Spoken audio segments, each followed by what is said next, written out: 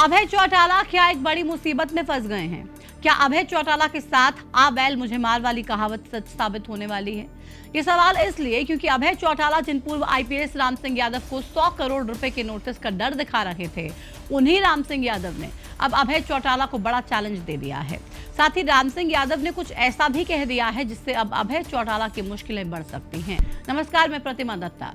पिछले दिनों मैंने आपको एक वीडियो में बताया था कि कैसे एक पूर्व आईपीएस अधिकारी राम सिंह यादव ने अभय चौटाला पर मारपीट करने के आरोप लगाए थे और ये बताया था कि इनेलो के राज में अभय चौटाला की दादागिरी और गुंडागर्दी कैसी हुआ करती थी। पूर्व आईपीएस राम सिंह यादव के खुलासे और उस खुलासे के बाद सोशल मीडिया पे जो एक सुनामी आ गई अभय चौटाला को सर्टिफिकेट देने की, और एक बहस छिड़ गई कि वाकई में चौटाला राज ऐसा था, अभय चौटाला ऐसा करते थे, तमाम तरीके की चीजें होने लगी।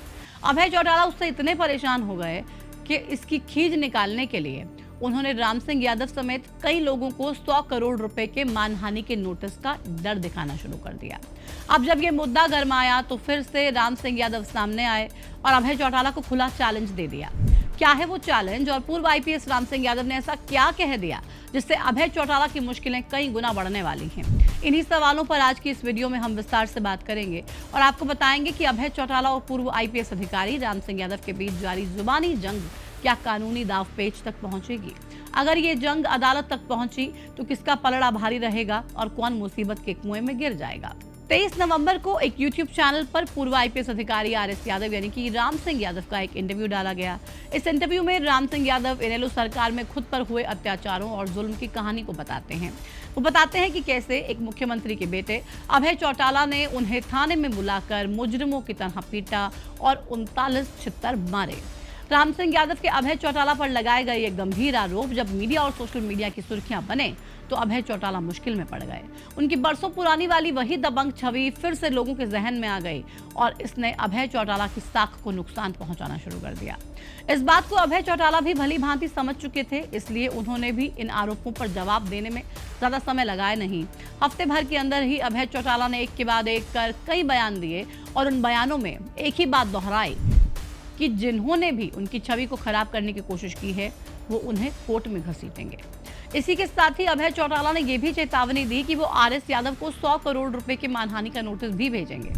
एक यूट्यूब चैनल को दिए इंटरव्यू में अभय चौटाला राम सिंह यादव के आरोपों का जवाब देते हुए ये कहते हैं कि अगर राम सिंह यादव के आरोपों में दम था तो उन्होंने तब आवाज क्यों नहीं उठाई?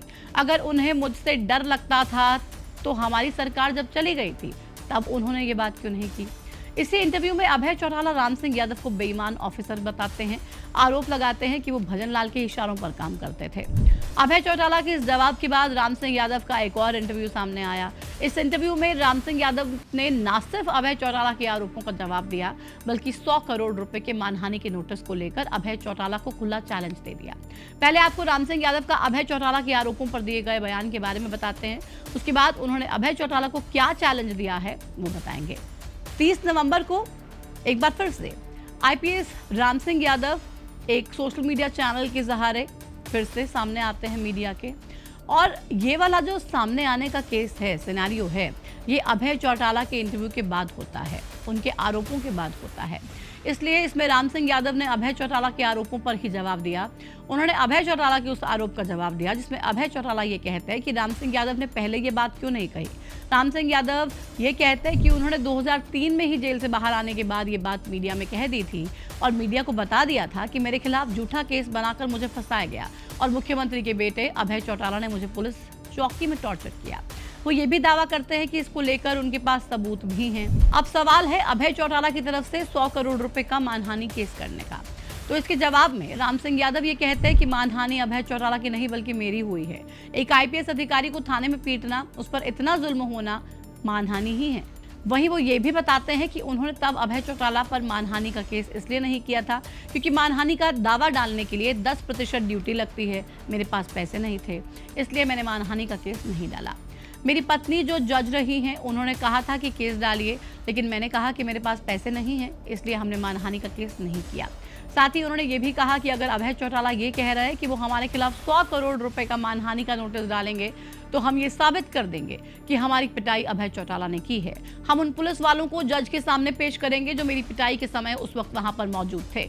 इसी के साथ ही राम सिंह यादव ने अभय चौटाला को चैलेंज देते हुए कहा कि अगर उन्होंने मेरी पिटाई नहीं करी होती तो मेरे पास जितनी भी संपत्ति है वो मैं उन्हें दे दूंगा। अगर उन्होंने मेरी पिटाई की है तो वो 100 करोड़ रुपए मुझे दे दें। कुल मिलाकर देखा जाए तो पूर्व आईपीएस राम सिंह यादव अभय चौटाला की किसी भी धमकी से डरते हुए नहीं दिखाई दे रहे हैं। उन्होंने अभय चौटाला को चैलेंज देकर ये तो साबित कर दिया है कि उनके आरोपों में सच्चाई कितनी है। भले ही इसका पता ना हो, लेकिन उनके आरोप झूठे तो बिल्कुल भी नहीं लग रहे हैं। हालांकि दूसरी तरफ अभय चौटाला ने भी ये दावा कर दिया है कि उन्होंने 100 करोड़ रुपए के मानहानि के नोटिस के लिए कागजात तैयार कर लिए हैं। अब देखना यही होगा कि अभय चौटाला और राम सिंह यादव के बीच छिड़े इस संग्राम का अंजाम क्या होता है। क्या अभय चौटाला वाकई में कोर्ट में मानहानि का केस डालते हैं या फिर सिर्फ बयानों के ही तीखे बांध छोड़ते हैं। खैर, आपको क्या लगता है, अभय चौटाला या राम सिंह यादव दोनों में से कौन सही है? और अगर ये पूरा मामला कोर्ट में पहुंचता है तो क्या वाकई में राम सिंह यादव ये साबित कर पाएंगे कि अभय चौटाला ने उन्हें पुलिस चौकी में 39 छित्तर मारे, या फिर अभय चौटाला इस पूरे मामले में बाइज्जत बरी हो जाएंगे? अपनी राय कमेंट सेक्शन में हमारे साथ साझा कीजिए। इस वीडियो में फिलहाल इतना ही। नमस्कार।